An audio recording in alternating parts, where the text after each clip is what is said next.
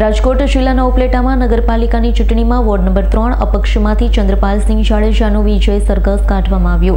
ઉપલેટા નગરપાલિકાની યોજાયેલી ચૂંટણીમાં પક્ષ વિજેતા ચંદ્રપાલસિંહ રણજીતસિંહ જાડેજાએ રાજકીય પાર્ટીઓ કરતાં પણ વધારે ઉપલેટાના ઇતિહાસમાં વધુ એક તરફી 2565 મત અને જંગી લીડ મેળવી પોતાનો વટ પાડી દીધો।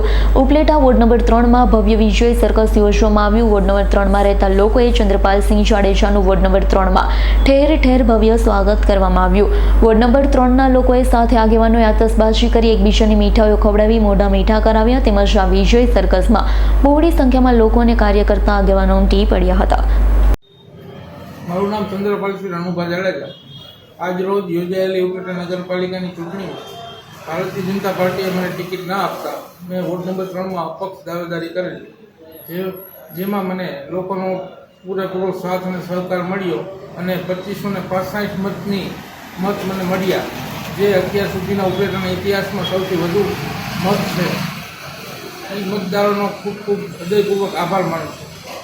તમે ક્યાં ક્યાં સરઘસ કાઢી?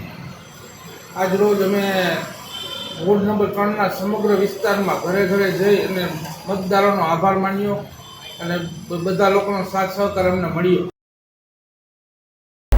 વિપુલ ધમેશાનો રિપોર્ટ, S9 ન્યૂઝ, ઉપલેટા। અમારી તમામ માહિતીથી અપડેટ રહેવા માટે જોડાયેલા રહો S9 ન્યૂઝ સાથે।